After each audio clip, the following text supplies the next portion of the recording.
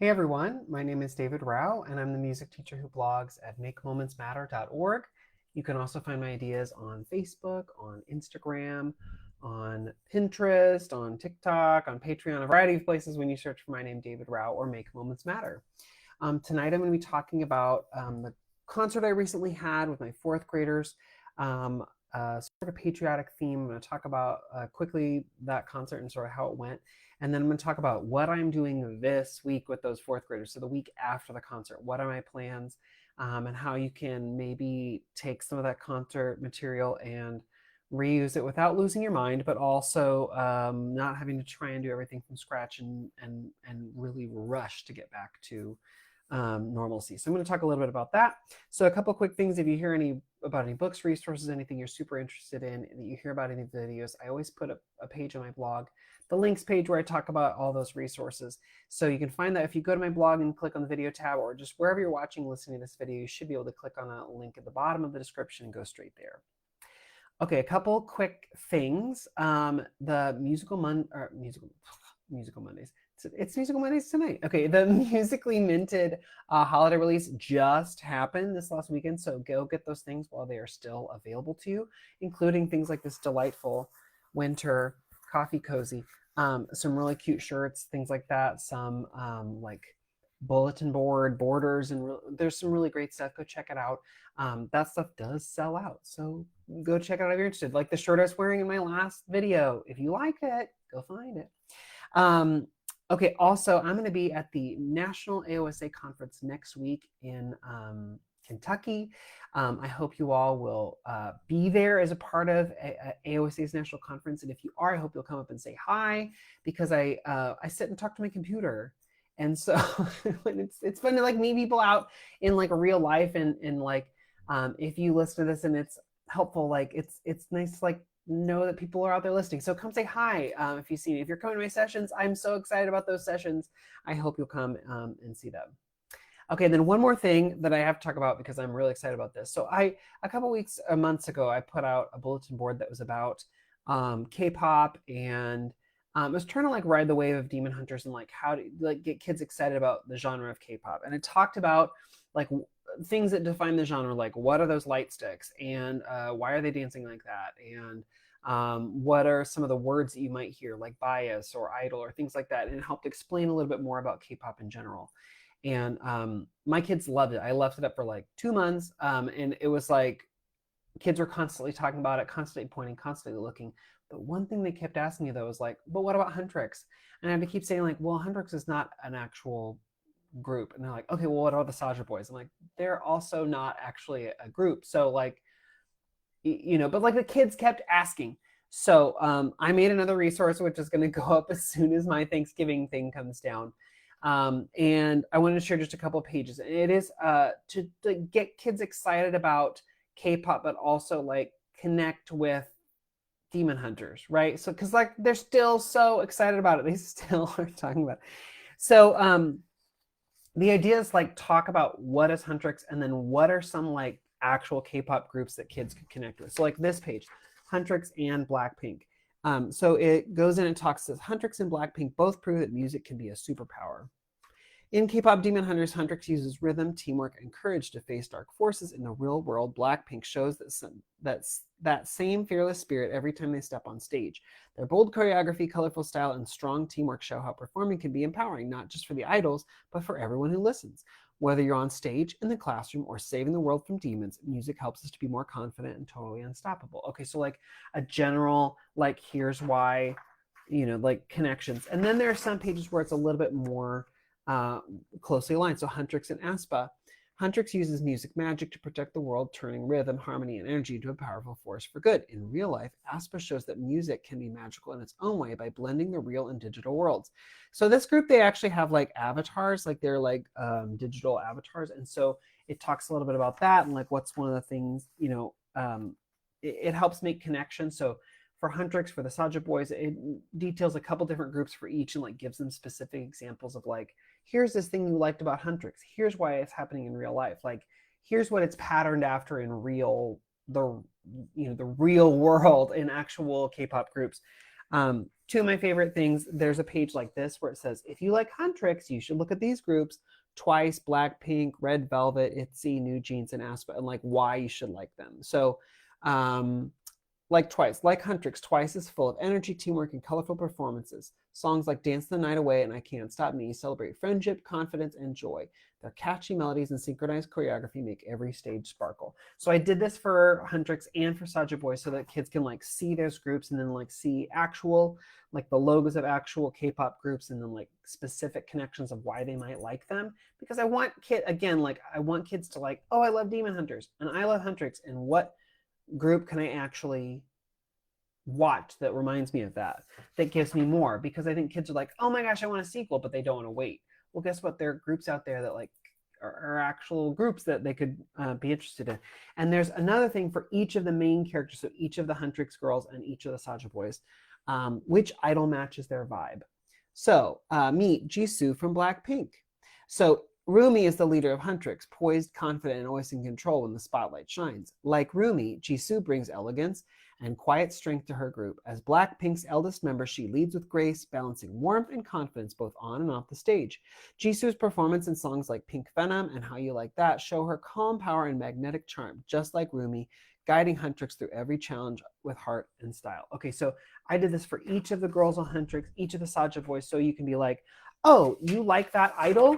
Okay, well, what about this person? And it's funny because some of the Saja boys, like the actual artists, look like the Saja boys because like they're modeled after actual K-pop idols. So I'm really excited to put that up. It's got to kind of wait until Thanksgiving because I just put up another bulletin board that is Thanksgiving themed. So I'm going to get it, but now's the time where I'm like going to get it, download it on my school computer. I'm going to print it off. I'm going to make sure it's laminated, blah, blah, blah. But I wanted to tell you all about that because it just put it out like on Saturday or something, and I'm really excited about it. So I thought I'd throw that out there. The link is on the links page. If you want to go and see more, you can check the preview, look at the preview, and it shows you a bunch of the pages of what's included and all of that. Okay, so let me talk about my 4th grade concert that just happened. So every year around Veterans Day, I do a concert that is like loosely America, patriotic, veterans related, because when I first came to this job, they said, you need to do a patriotic program. You need to do something for veterans around Veterans Day. Okay, but I did the very first year, I was like, great, like we'll do like America the Beautiful. We'll do like, blah, blah, blah, like a bunch of songs that were like patriotic songs, but I can't do that every year. It would just burn me out. And the songs I can only do them so many times before I lose my mind. So every year I do a slightly different take on this concert. There's always a veterans connection in there. There's always a sort of patriotic or Americana sort of connection in there. Last year we did a concert called Elect Me, where each student came up and was like, here was why you should elect me. And like we sang songs sort of based around that theme. The year before we did America the Eras Tour, which was like, is this Taylor Swift Eras Tour? No, we're touring the eras of the United States. So like colonial era and like Reconstruction, the Civil War era, like going west, like, and we sang songs from different eras of the United States. Another year we did Every State is Great, where we sang songs about the different states or like the state songs. And then like we got to vote on which was our favorite one. Every year is a little different. So this year I called it Trailblazers and Tall Tales. So it was basically focused on like pioneers or like westward expansion. And so we started with a song called An Adventure, which is from Music K8. And I'm not going to go into the full breakdown because I did this for week 8 of the Musical Monday videos. That's October 6th. If you want to go back and look that up and like hear more specifics, you absolutely can. But I'll just give you the quick overview. So we did a song called An Adventure, which is a Music K8 song. I love that song. There's some really great Music K8 gems. This is definitely one of them. And it's all about like, I don't know what's coming, but I'm willing to face the adventure with an open heart and an open mind, and a path that lies before me. That's the chorus. Super, super cool song. Great accompaniment track, easy to open the concert. And then I had each class got to sing one folk song along that theme of Trailblazers and Tall Tales. So one class did John Henry, which is a tall tale, but also it fits in with this idea of like America expanding and growing, like the railways, right? Expanding and growing and expanding our horizons. Another class did Sweet Betsy from Pike, which is about a husband and wife who take the Oregon Trail and the things that happen to them along the way. And then another class did Clementine, which is about a 49er. And I'm sure many of you know that song. And his daughter who had a sort of a tragic end. Well, so did John Henry. Anyway, they're kind of sad. Sweet Betsy is the only one who like does really well. So each homeroom got to do one of those songs. I'll come back to that in a second. And then we did our state song, which is Home on the Range. And that was another great like westward expansion, Americana song, but also like it's our state song. And so we sang it. And then the second time we invited the audience to sing with us, which is super fun.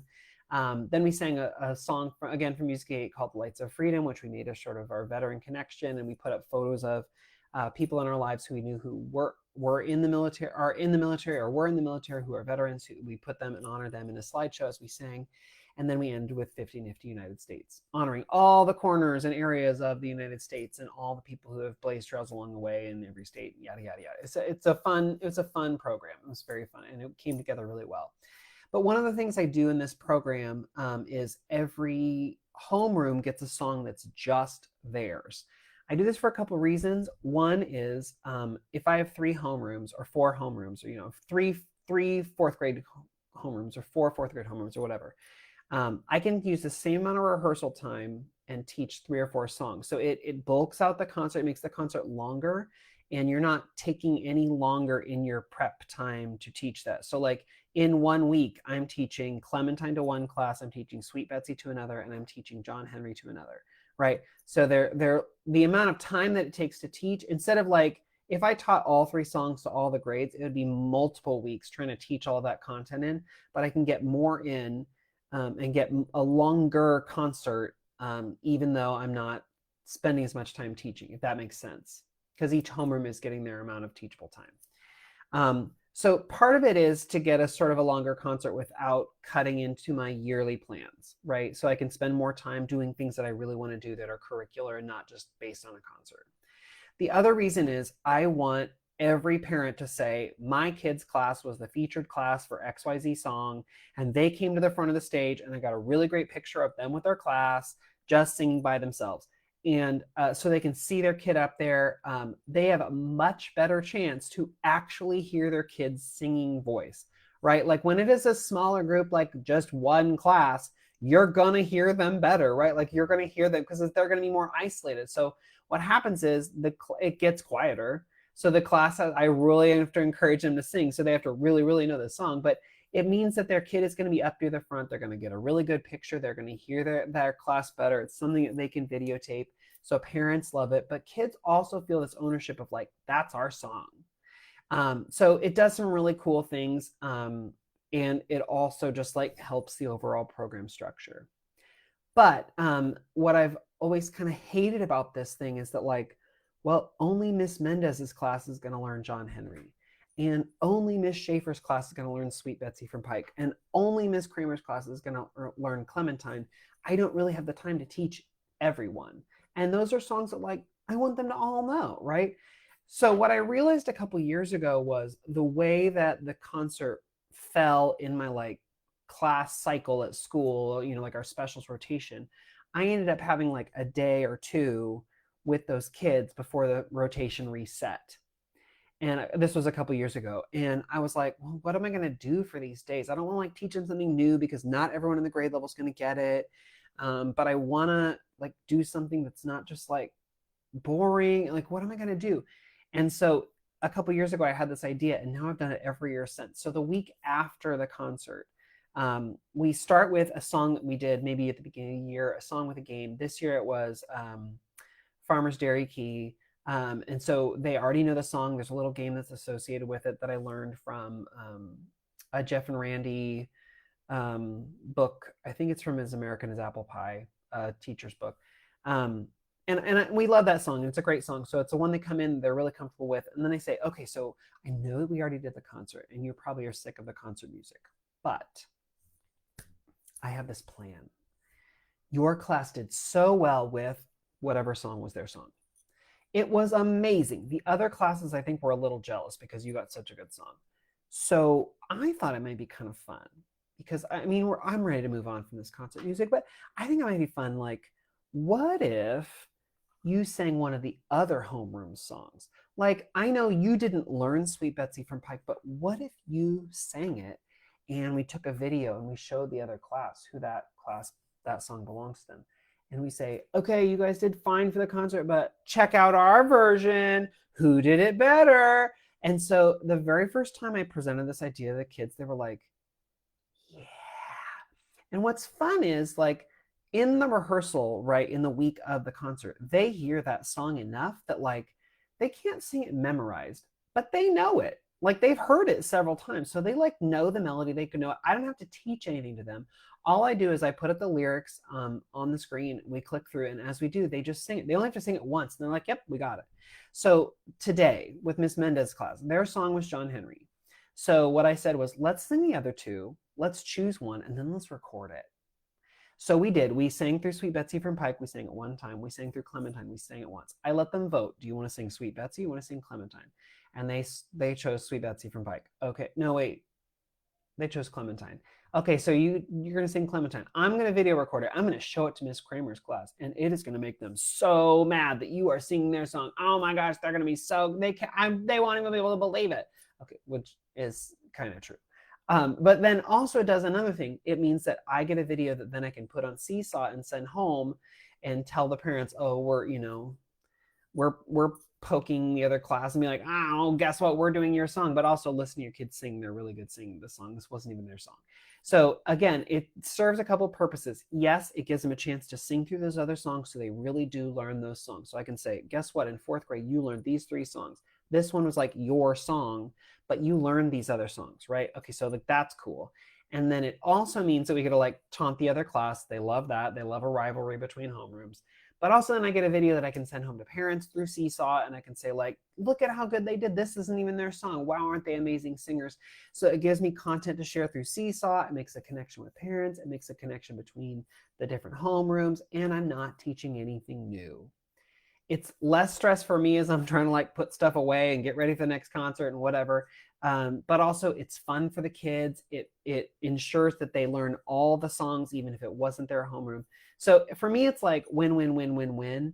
And it's just fun. It's fun. It's easy. I'm not like trying to, push myself to do other stuff. And then that doesn't take a super long time. It took maybe 10, 15 minutes, and then we're able to move on to something else that was new or curricular or whatever you want to do next. So it's a fun, quick, easy thing. And if you have like half-hour classes, this would be a great thing to just throw in as like the second half of that half-hour class. For me, I have hour-long classes, so this is like fits right into the end of the first block, and it's just a fun and easy thing to add in. So I would encourage you to, with your classes, like who sang it better, bring that out and try that with kids and see if you do something like this where you have different homerooms sing different things. This is a really easy trick to use with kids that, again, extends your lesson, extends the content, makes them make sure that they know it a little bit better. And also it gives you a chance to hear their voices in a different way. So try it out, see if it works for you. If you're interested in the concert, you want to hear more details about that. Like I said, I shared more about that on October 6th in my week 8 Musical Mondays video, so you can go back and hear the full recap of that.